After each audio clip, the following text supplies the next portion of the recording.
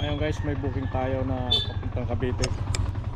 Habang naghihintay nga ako ng booking dito sa bahay, pinasukan tayo ng papuntang Dasmariñas, Cavite. Ganitong booking kasi talaga ang mga hinihintay ko, yung mga long ride, para sulit talaga ang biyahe. Nakuha tayong booking guys, papuntang Cavite. Pipick upin natin yan.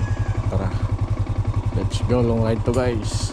Kaagad ko na nga itong pinuntahan dito sa Residencia de Muson. Malapit lang to dito sa amin. Pick up sir. Sir, Pick up. ay di lang po.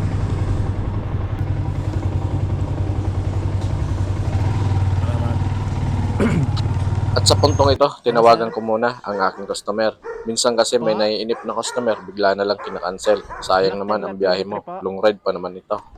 Sir, pwede magtanong sa'yo yung Black 10 lot 23. Da, doon ka sa gate magtanong, may papa doon, tingnan mo doon.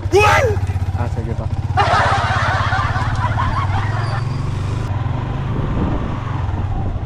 Pwede magtanong sa'yo yung Black 10.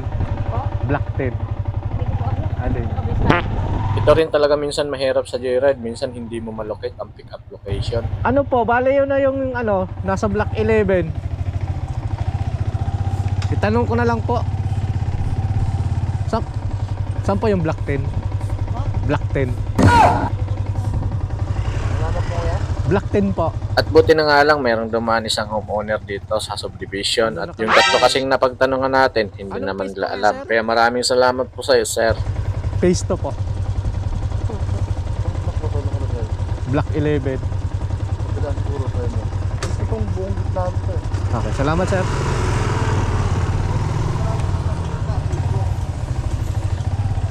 Malapit daw sa bakery. Ano? Parang ito ba? Sige po. Kaliwa ka. Diyan ka patulong. Huwag kang kakaliwa din na doon sa susunod. Thank you po.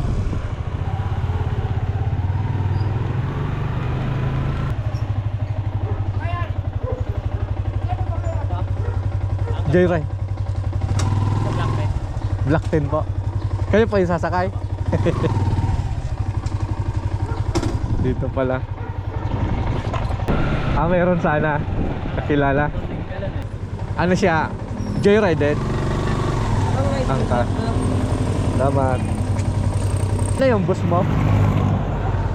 Ah. Taga doon ka saan, sir? Cavite? Taga Cavite ka?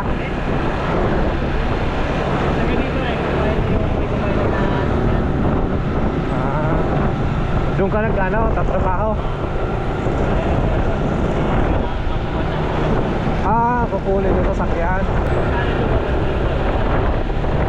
1,000 on 50-50 yung ano doon, yung pasahero. Pwede ka bigyan doon pero Cavite. Oh, madalang ka makakuha doon ng paluwas ng Manila. Dito ako pinadadaan sa ano, Ruas Boulevard. Oh, Bonifacio tayo. Ha?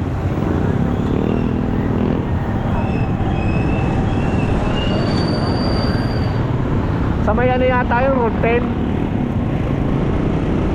Kaya, delikado talaga daw, may mga magnanakaw dun eh. Pinahablot. Sa sarap nga ng aming kwentuhan ng aking pasahero. Hindi namin namalayan, nandito na pala kami sa may St. Francis Avenue sa may Bagong Silang. At kumanan kami dito sa may Hasmin Street na kumukonekta papuntang Congressional. Maganda rin talaga kung nakikipagkwentuhan yung ating pasahero, lalo na kung mga long ride yung ating binabiyahe. May time din kasi talaga na minsan naabutin ka ng antok, lalo na pag malayuan ang biyahe. Kaya para sa akin, mas okay kung nakikipagkwentuhan yung ating pasahero. Nandito na nga pala kami sa may SM Caloocan at kakaliwa kami dito sa may Bukaro. Hanggang narating namin ang General West. Pagdating dito sa General West, kumanan kami, dinire-diretso. Pagdating sa dulo, kumaliwa kami dito sa Mindanao Avenue. Pinili ko talagang dumaan dito sa Mindanao Avenue kasi sobrang napakaluwag dito.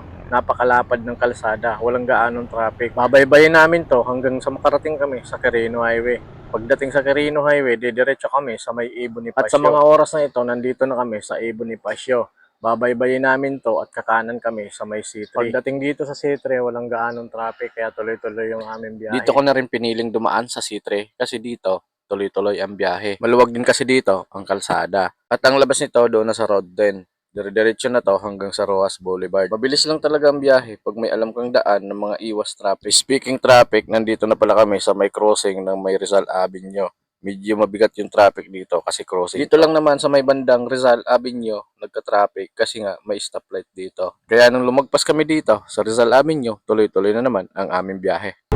Delikado kasi nasa linya yung ano niya eh. Dapat yan may araw, di ba? Sino?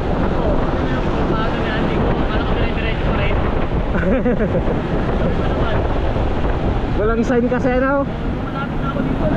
Pinabaliktad ka sana noon. Buti nilagyan na ng ganyan. Dati wala. Para alam ng driver. Buti na malakas preno mo noon.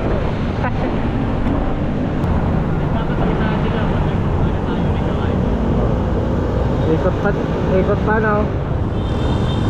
Ito rin naman bagsak. Pagdating nga dito sa dulo ng C3, kumaliwa na kami dito sa Road 10. Dito, medyo okay pa yung kalsada, medyo maluwag pa. Pero banda rito, medyo traffic na. Ang mga kasabayan mo pa rito, mga truck. Kaya medyo ingat tayo dito sa pagmamanito. Karamihan kasi dito dumadaan, mga trucking, mga 10-wheeler na galing sa At delikado rin dito sa gabi. Kaya medyo ingat tayo dito kung mapapadaan tayo dito ng gabi. Ito tayo mga nangahablot. No. Sa sandali nga ng aming biyahe, naakyat na namin ang flyover ng EDSA. Hanggang sa nandito na nga kami sa may Coastal Road.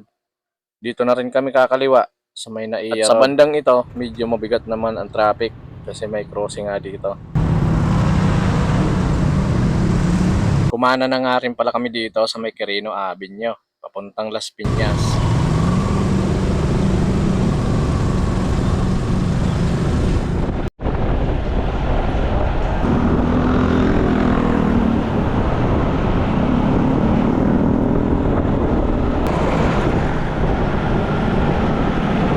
Sa mga oras na ito, ramdam ko na ang pangangalay ng aking weight po sa haba ba naman ng aming biyahe dito sa Dasmariñas, Cavite. Galing pa kaming Bulacan. At sa haba ng aming biyahe, sa awa ng Diyos, nandito na kami sa may Dasmariñas, Cavite. Dulo pa no. Kaliwa na.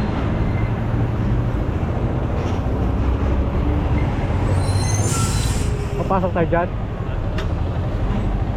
Dyan sa entrance.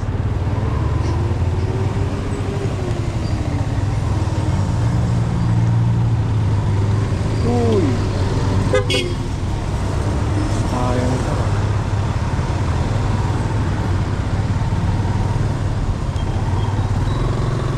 Dito iniwanan. Sakyan. Okay.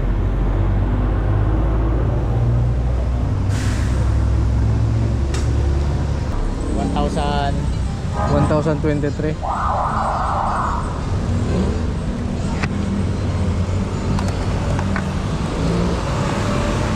Yeah, okay na. Ay, salamat sir. Okay. Thank you.